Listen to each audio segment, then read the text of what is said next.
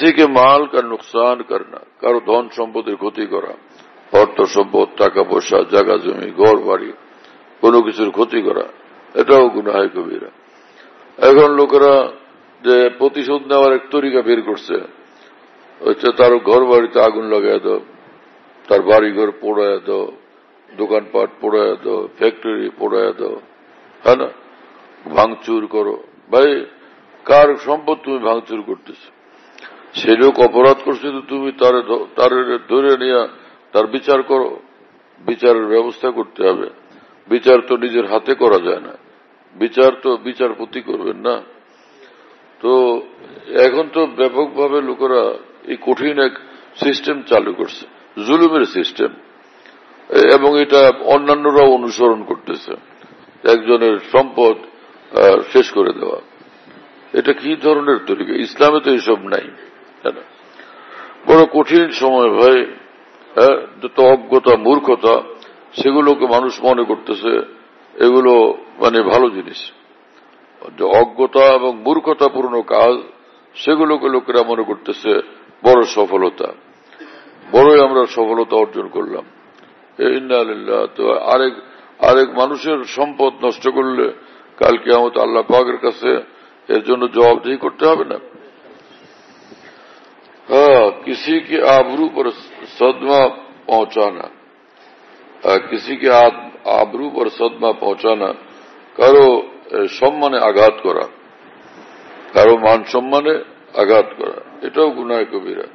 ছোটों पर रहम न करना, আল্লাহু আকবার, ছোটদের প্রতি দয়া না করা, এটাও গুনাহ কবিরা। হ্যাঁ, ছোটों पर रहम न करना, এটা তো এখন ব্যাপক হয়ে গেছে। বড়োं की इज्जत न करना, বড়দেরকে সম্মান না করা।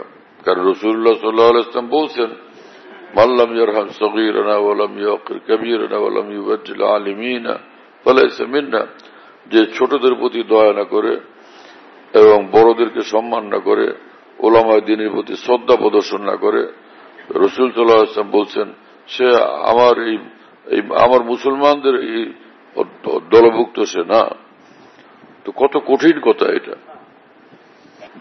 ঝুটি গवाही দেনা, মিথ্যা সাক্ষী দেওয়া, यतीम का माल खाना, এতিমের মাল খাওয়া।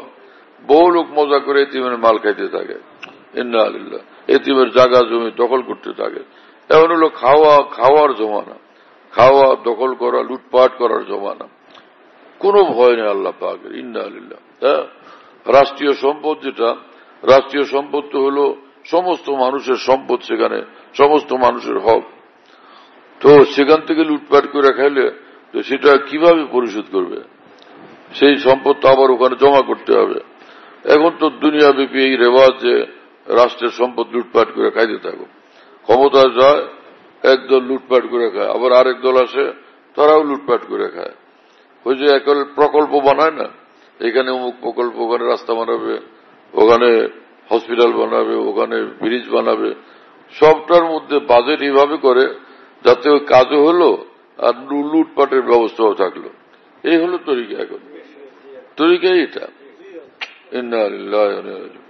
আল্লাহর কাছে যাওয়ার এবং আল্লাহর কাছে হিসাব দেওয়ার কোন চিন্তা ভাবনা একদম নাই। হ্যাঁ, রেশওয়াত লেনাস, যে ঘুষ দেওয়া, ঘুষ খাওয়া, है ना, दोनों ना जाए।